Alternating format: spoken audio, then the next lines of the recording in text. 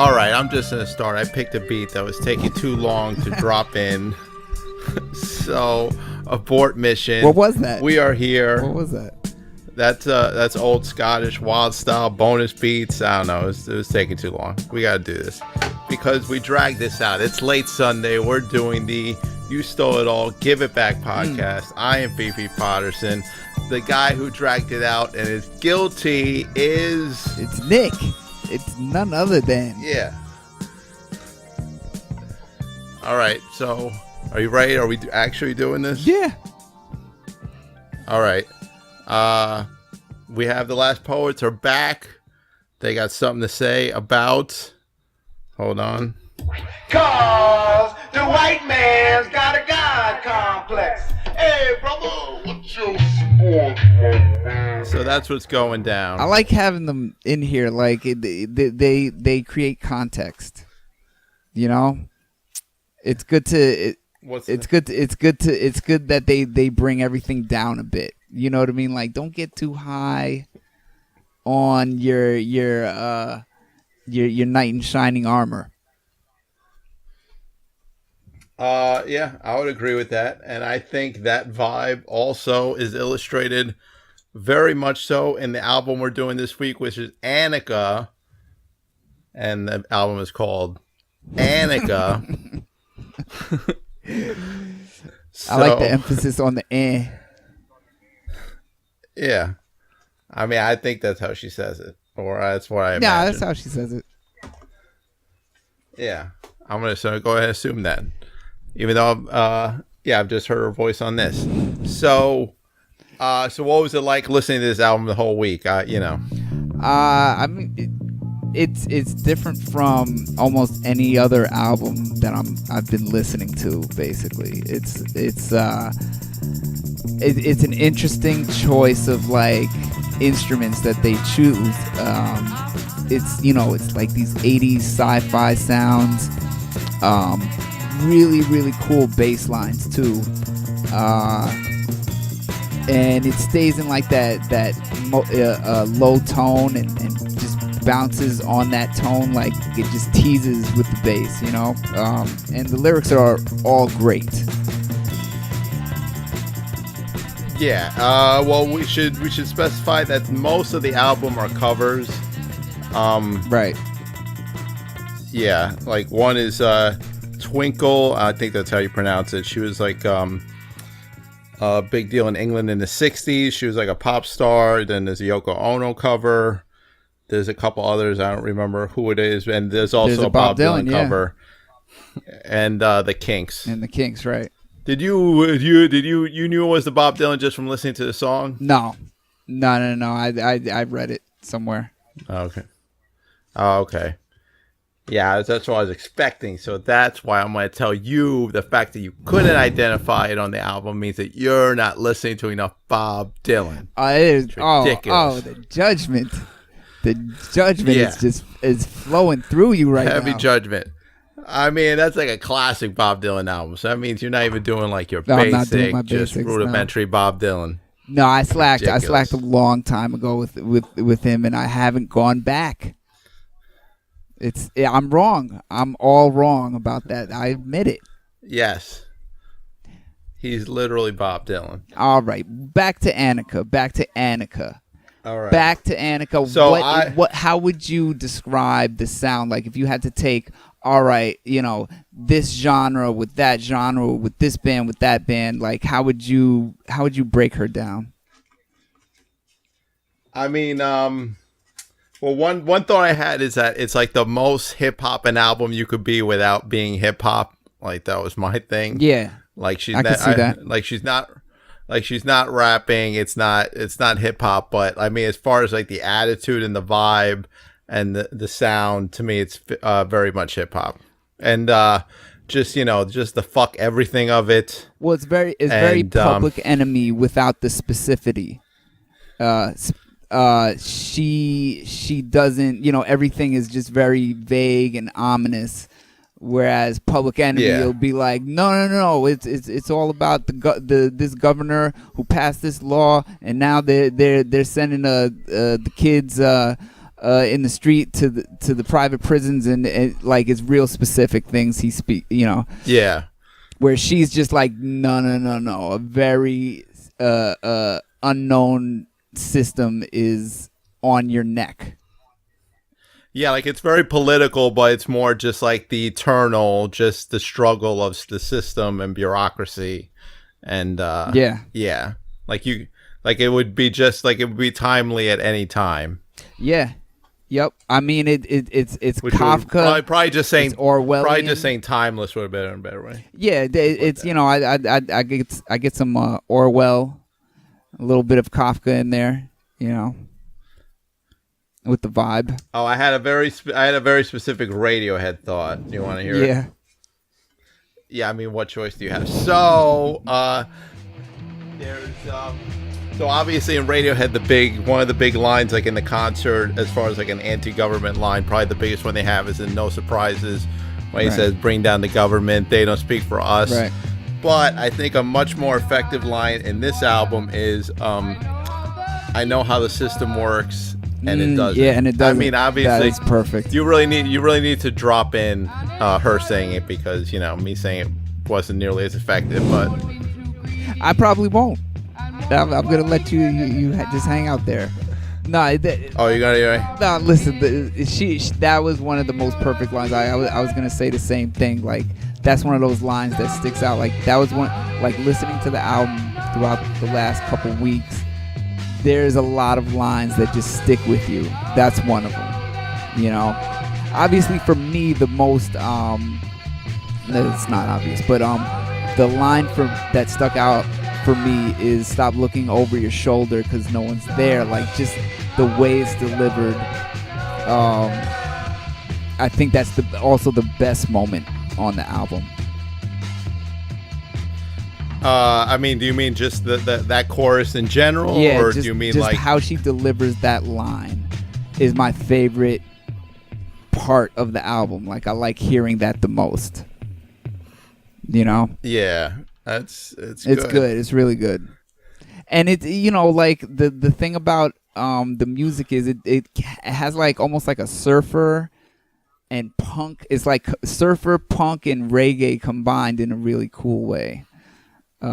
Yeah, especially on hold on. Going back to "No One's There." Okay. That line. Do you think that means more like you're paranoid and you have it does like you have no reason? Like, what do you think is behind that line? Like, I can never decide like what the context is for that line.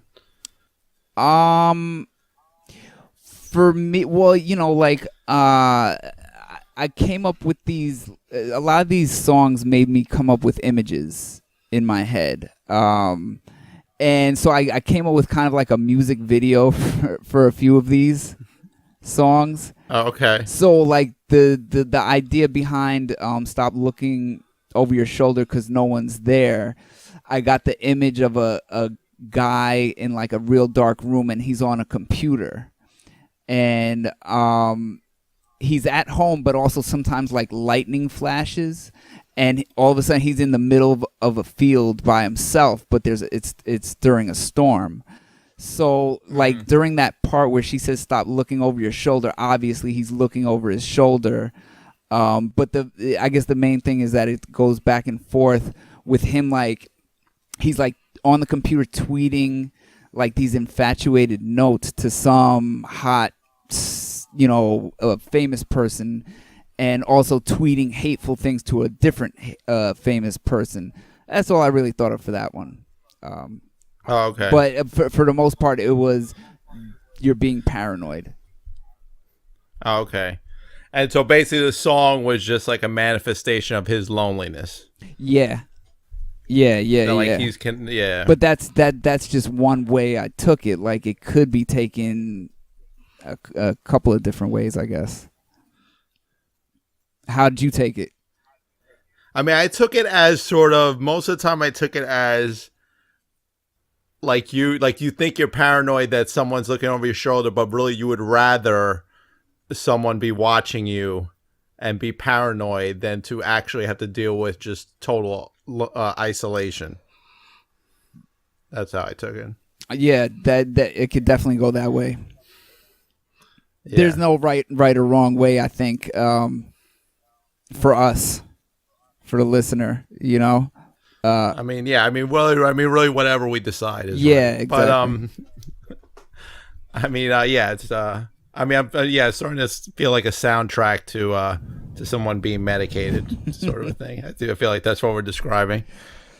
It could go in that direction. I mean, listen, these songs could easily be in some movie about someone in a loony bin or something. I guess I could see that.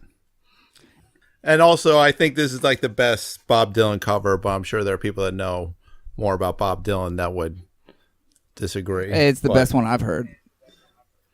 Yeah, it's really, really good. Is there anything like familiar about some of these melodies? Well, the big thing is that it's the same guy. She's basically being backed up by a band called Beak, which is one of the main guys in Beak, is one of the main people in Portishead. So there is sort of the guy who produces the beats, right? Geoff Barrow. Yeah. So one of my questions was: is this more Portishead than Portishead? Do you think? In some ways, I think like that kind of there's a lot of space in these songs, like for the singer to kind of move around in, and I think that's why they put such a hard echo on her voice.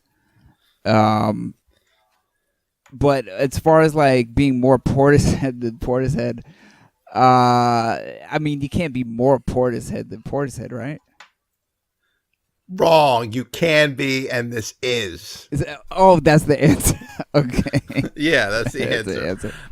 Because I think, I think Portishead is great. I think, obviously the big difference is that in Portishead you have Beth Gibbons, who's, an amazing singer.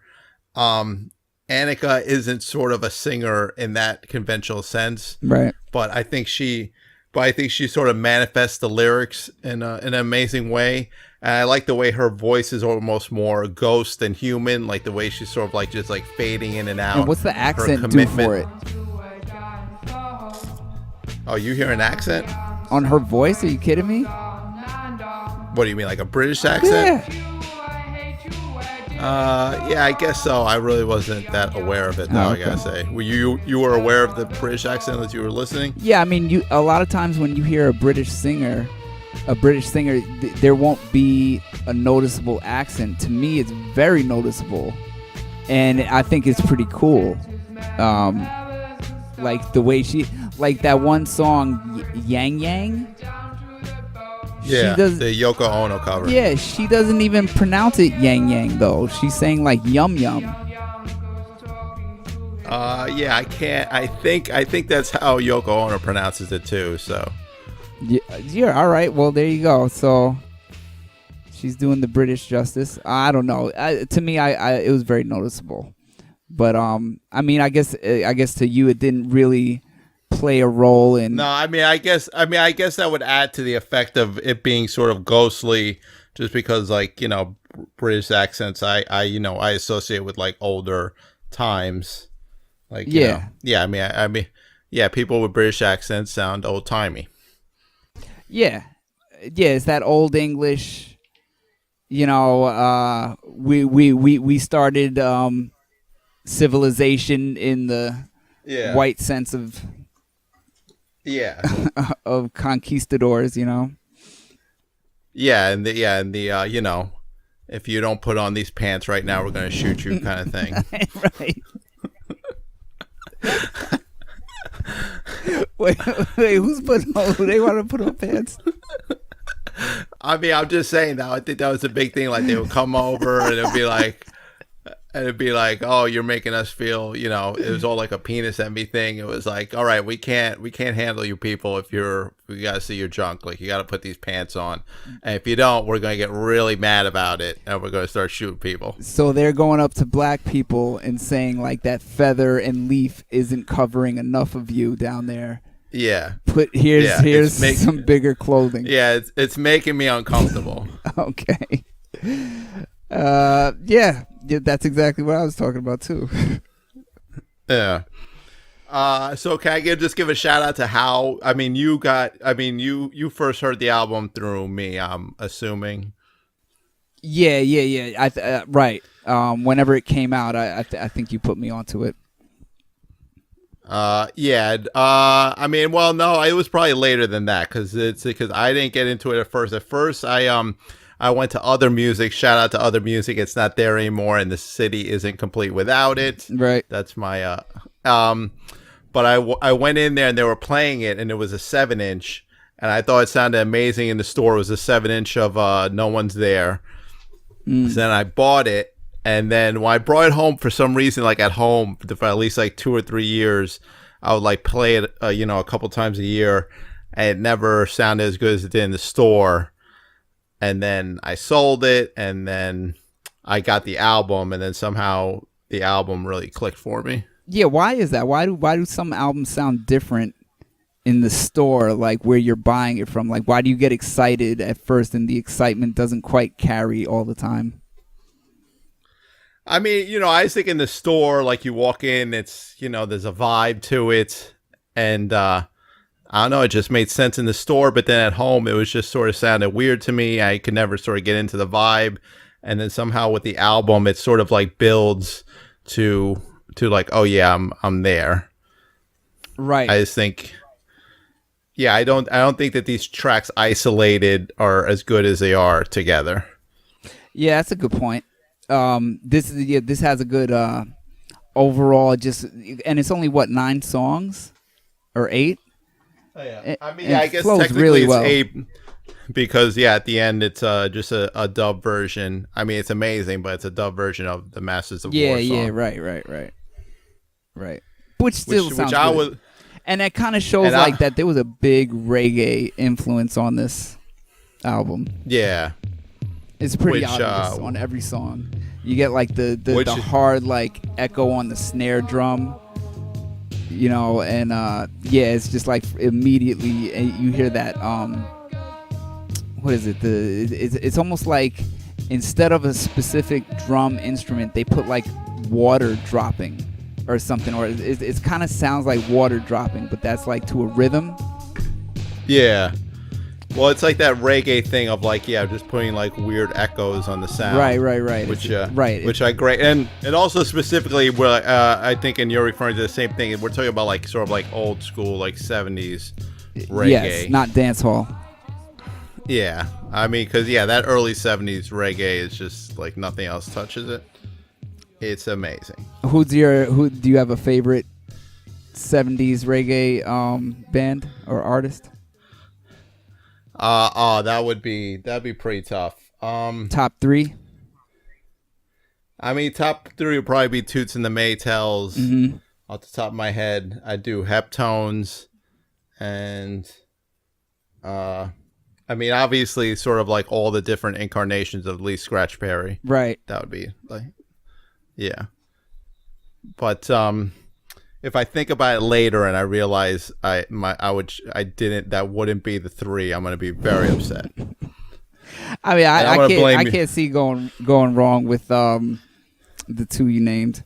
I mean, Toots and the Maytals is just like you go to any kind of bar that's trying to be cool, like that has a jukebox. They have Toots and the Maytals.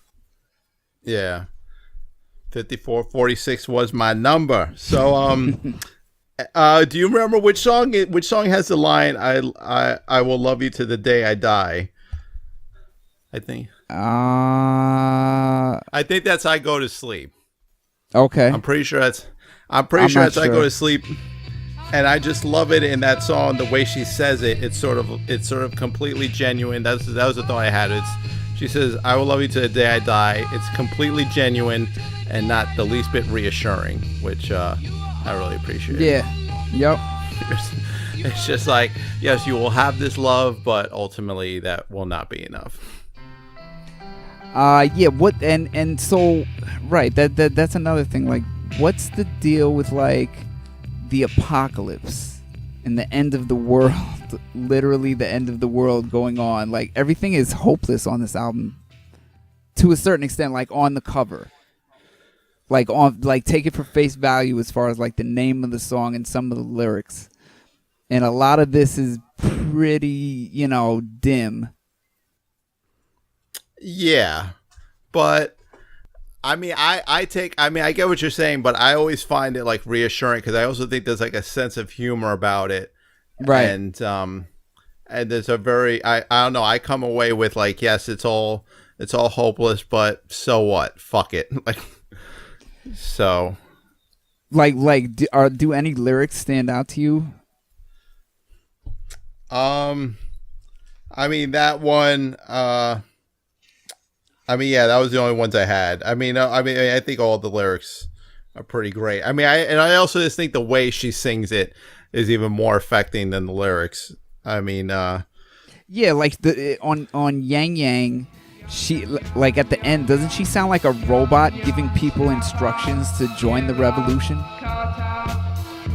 Like I didn't know. Join the revolution. Yeah, I guess that makes sense. I can hear that. Obviously I'll dub it over so people get the full effect. And also I really like the piano in Terry. Like it was all these murky sounds, and all of a sudden it's like this very like almost bar room, very clear pianos that comes through.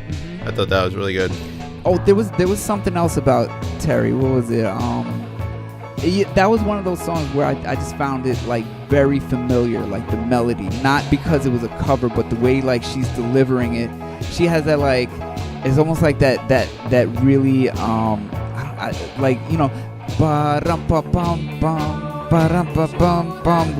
is that melody that I'm thinking of? Are you thinking of like that? There's like a Christmas song. Yeah. What is it? Little Drummer Boy is what Julia tells me. It sounds different, that was one of those different songs. But I like Terry. That's a cool song. That's a great starter too for an album. Yeah, and it really shows like the range of like how it's gonna fluctuate between being sort of like very classical, melodic, and just being completely discordant, right, and weird. Yeah, it's bugged out. Like it sets the pace for a real bugged out journey.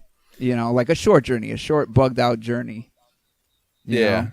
I thought the drums at the end of "I Go to Sleep" kind of reminded me of like Sigur Rós. I don't know if you thought that. No, I can see that. I didn't pick up on that, but I think you're right. Yeah. It's sort of like pounds away. Yeah, it's hard. Yeah, right. That pop, pop, pop. Right. Yeah. No, you're right. I agree with that. It was something familiar about that. Yeah. What about anything coming out of like any sounds or instruments that came out of left field for you? Like they don't seem like part of the formula really, but they fit. That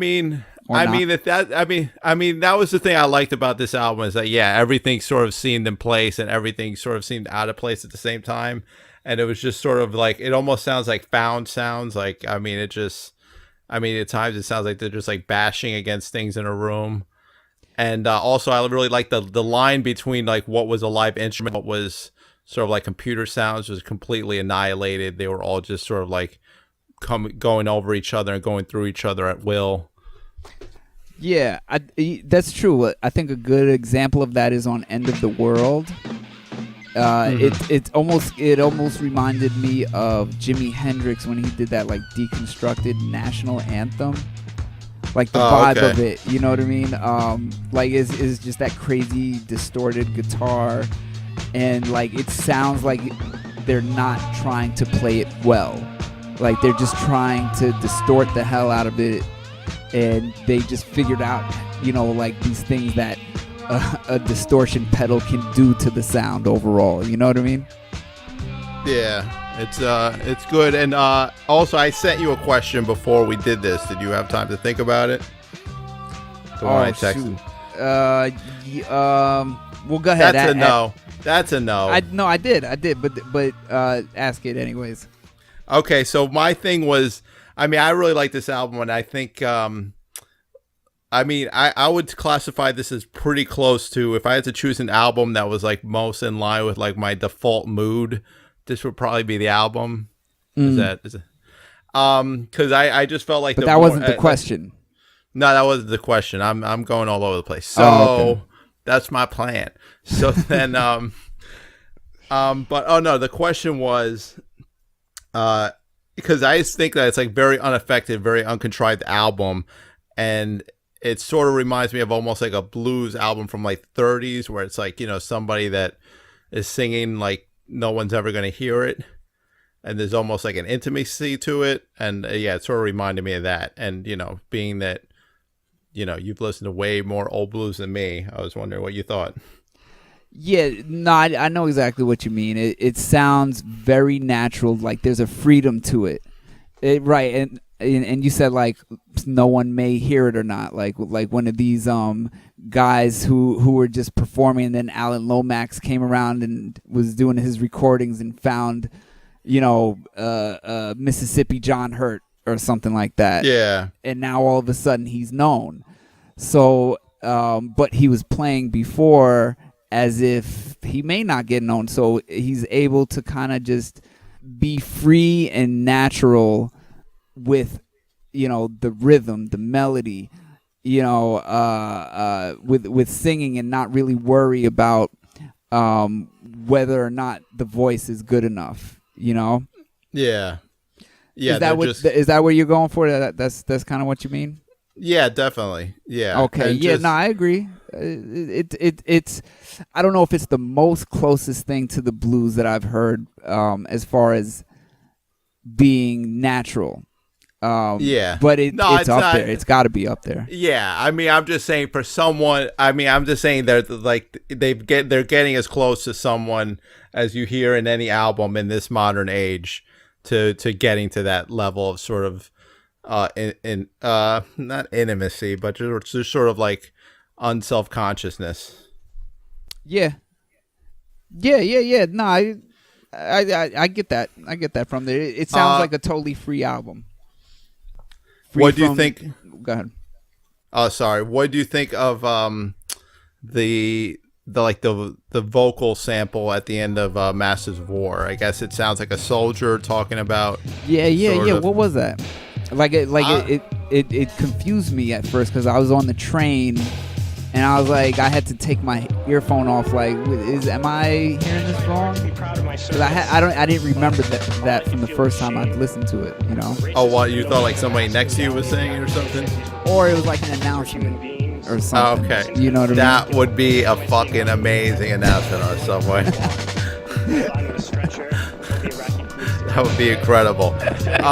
It sort of reminded me of a little of another thing you're really into, Godspeed. It almost sounded like a sample that would be in a Godspeed song. like those live recordings that they got, and put in their songs. Yeah, that's a good call. We're referring to Godspeed You Black Emperor for those at home. Godspeed You exclamation point Black Emperor. Yeah, I mean the exclamation point shifts, but that's a whole other podcast. And also, I think it's really cool because it has that vocal sample, which, you know, usually would sort of engender some sort of like, oh, what political thing should happen, and then, or depression or anything, and then it goes right into probably the best beat in the album, No One's There. And it's just sort of like it just like turns the page immediately. And it's like, whatever, moving on. So I thought that was pretty awesome. Right. So how would you what would you rank this album as? Like, is this like a top 50 album for you? Is it a top 20? Would it even be on the list? It might make the list. It would make the list. I don't know. I can't think offhand, like top whatever. I have a lot of, albums that just 90s rap in general. That would be pretty tough to. I don't know. My answer is I put it top 70, but it could be fluctuated. I don't know. Okay. I think it might be in my top 10. I decided that this week. Top 10? I think this sounds great. I was, and I just really like it. It's great. It worked every time I was playing it. It's and I remember the last time I really got into it. I got really into it, and I'm gonna be playing this album for a while. This is good stuff. Okay, so are you ready? Are you ready to be a little angered? I always am ready to be angry. Okay. So I'm gonna go with Julia, my woman. Her opinion. I put it on in the car. Okay. Oh, yeah. How do you think that went? That did not go well. It didn't go well at all. It probably went worse than how you might think it would have gone. Like, she wanted me to take it off immediately. She couldn't stand her voice. She said the instruments sounded like because she, like, this, in all fairness to her, she, she'll listen to the top 40 stuff when there's nothing else going on, like she's getting ready or what, like but that she's not into that stuff. You know what I mean? Like, the stuff I play for her, she gets into, but she's not into music like we are in general. Yeah. So when something comes on that she really doesn't like she'll let you know, and that's never really happened. Like, I never put anything on. She was like, "Oh, take that off immediately." Like, she couldn't stand it. She said it, like, she was trying to make excuses like, "Oh, it's making the baby cry more" or something. I was like, "This baby's just hungry." I mean, why is that a bad thing? And you gotta think about making that baby cry. But anyways, I thought her opinion was probably more in line with the majority, especially women. What do you think? I mean, it's. You think there's a good portion of people who wouldn't be into Anika? I mean, I don't. I think it's. I mean, I think you gotta listen to a lot of music to be like it's not something that somebody that doesn't listen to a lot of weird music is gonna be into.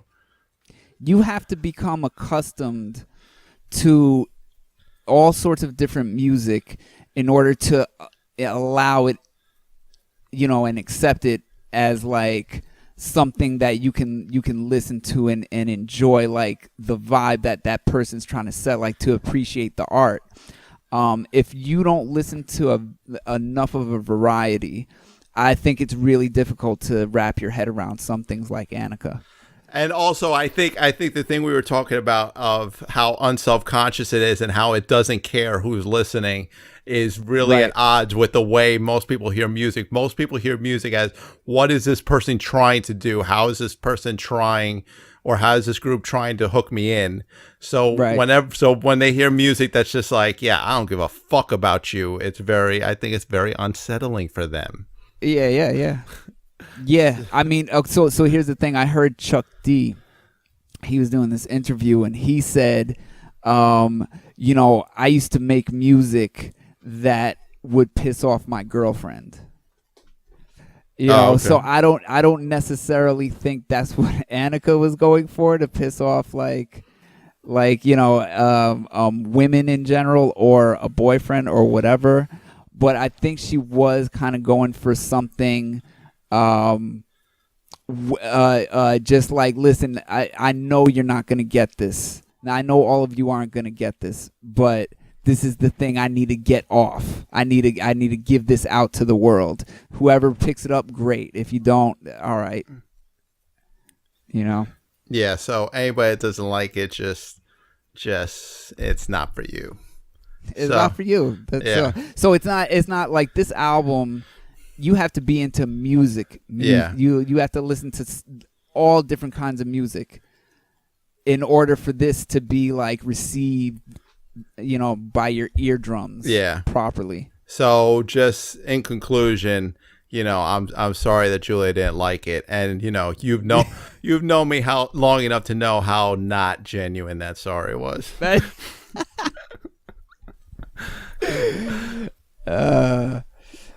perfect. So yeah, thank you, Anika, for a great album. And we're not going to do shout outs this week. I have a theory that I wanted to say to Nick and just see what he thought of it. Okay.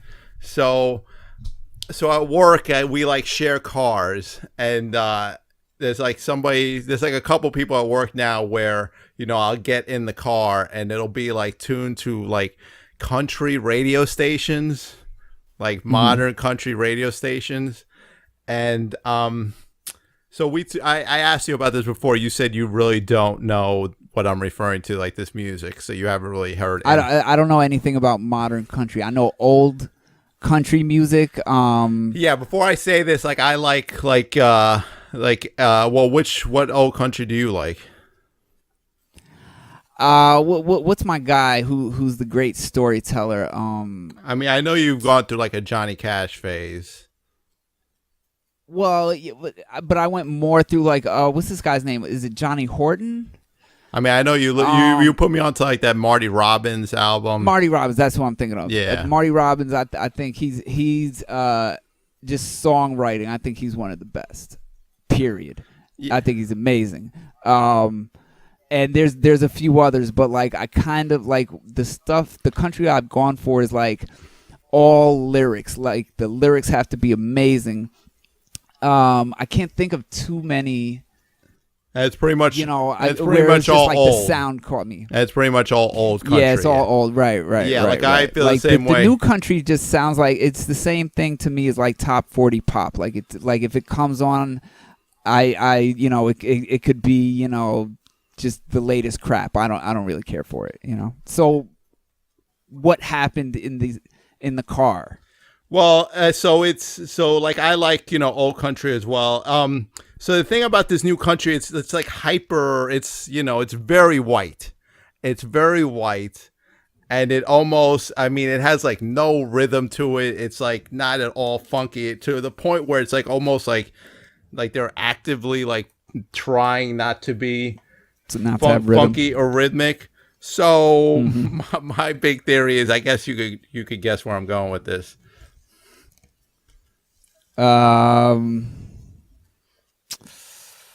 No. All right. Modern country music is racist, and anyone who listens to it is sort of like a racist. It's like racist fun. Well, but your reason is that it's intentionally to not have rhythm? I mean, my reasoning is that it's like intentionally to sort of experience music that is sort of bereft of any influence of people of color. Like it's like hyper, like I think the enjoyment of it comes from it being like hyper white and not having to think about or acknowledge in any way like colored people's contribution to music or the contribution of minorities. I want to include like Latin people and everything, not just black. Yeah. Because like even the country music, like the old country music I like, you could hear the influence of like blues artists and everything. Like it wasn't just this like hyper. Well, they were next door neighbors. It was literally like the other side of the train tracks. It was blues on one side and then it was country, and there would be some overlapping. Yeah. And like the blues would take some of the storytelling styles of the country would take some of the rhythms from the blues, and even some of the way they would sing their melodies. Yeah, but the thing I'm saying is just, and I don't know how much people are aware of it. Like I don't think that they're sitting there thinking like, oh, I'm so glad I don't hear any lead belly in this. But right. But I just think it's a lot of that thing with white people when they don't want to sort of deal with racial issues, and I think it's sort of like it's like basically a musical manifestation of that, of like I don't even want to hear, I want to be able to relax, and having to think about minorities in any context, even their musical influence is stressing to me, and I like music that doesn't stress me. And so with the new country stuff, what's the topics? Oh, I've never even gotten far enough to listen to the lyrics. Like I'm not even saying that like topically they're like what they're saying is inherently like anything. I just think like the musicality of Is it. I miss a girl. I want a girl. Yeah, I miss a girl. I'm just referring to like the musicality of it. The musicality. Yeah. I mean, honestly, I think it just falls into the same category as all different pop music. Like, there's rap that has become pop. There's soul music that's become pop. Why would country be any different? Country has become yeah, but pop. I'm not referring to. When it becomes pop, it becomes hold terrible. on. I'm not referring to whether or not it's pop. I'm referring to whether or not it's racist. All right. Whether the music is racist. Yeah. I mean, well, why? I don't hey, want to you know say what? that any of You know what? Why don't we do this? Why don't you like listen to like you don't have to listen to a lot, but why don't you like listen to a country station a little bit over the? I'm not going to listen to a country. Give me an artist to look up. Do you know? Do you remember any of the artists? No. You're gonna have to listen to a country station. You're gonna do this. You don't even have to listen to a lot. Like over the next 2 weeks, if you cumulatively listen to an hour, that would be enough for this. Right. So that's agreeable, right? Yeah. All right. I'll do that, and I'll get back. So to you you can spread an an hour over the next 2 weeks, and on the next episode, you can tell me whether or not I'm right. Jesus. I mean, it doesn't even have to be an hour. Christ. If it was like if you get up to 45 minutes, as long as you listen to like maybe a half a dozen songs on that radio station, and then just get back to us on it. Somehow modern country has creeped into You Stole It All, Give It Back podcast. Not for the good. I mean, I really need, because I can't say this. That you're the only person that could get to do this, so you're gonna have to do it. Yeah. All right. So okay, that's what I'll do. I'll listen to it. A country station. I'll figure out a radio station that plays it, and I'll have it on there. And occasionally, I'll put it on when the baby's away, as to not scare her. Okay. All right. I'll give it a shot. And I'll get back to you on the just show. 6 songs in the next 2 weeks. That's all I'm asking. That sounds like a lot. All right. I may not make it to the second verse. All right. So you want to pick an album for the next episode?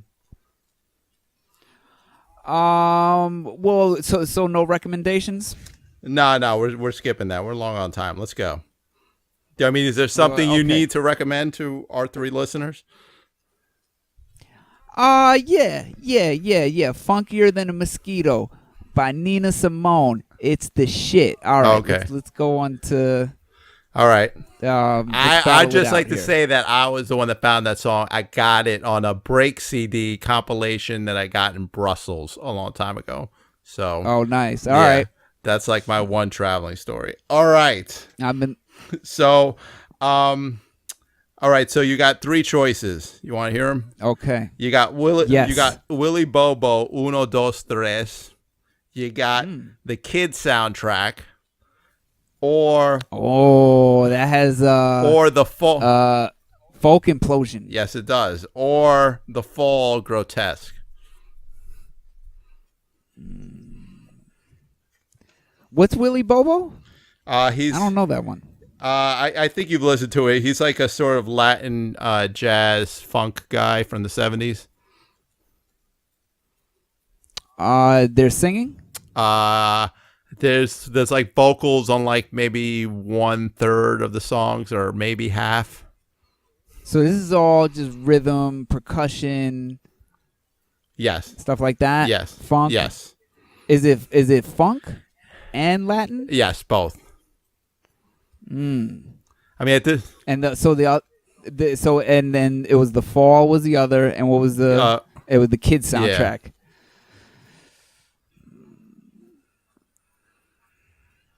Willie Bobo. All right, so we're doing Willie Bobo. All right. Yeah. Was that your first choice? I mean, I was sort of okay with any of them. I didn't have a first choice. Okay. All right, so in finishing up, I want to give a shout out to somebody that I know who passed away recently, and his name was Fred. He was a big music fan. He lent me an Emerson, Lake and Palmer record once. And the big thing about him is I work with his wife, and she tells me about how he still plays records. Well, he played records in his basement, like the ones he had like since the 70s. He liked like progressive rock, like Yes and Pink Floyd, and not progressive rock, but he also really liked the Beatles. And the big thing about him is I always remember Fred because he would like buy DVDs of groups, like their concerts, and when he would watch them at the end, he would clap. So every in his house. In his house. So every time I ever see like a concert on TV, I'll always think of Fred clapping. So and you have to clap. No, I'm not going there. But I appreciate that he was that enthusiastic that he's into it. He was into it. So unfortunately, we lost a music fan, good guy. Right. So Godspeed, Fred, and that's the end of this one. Boom. All right, shut it off.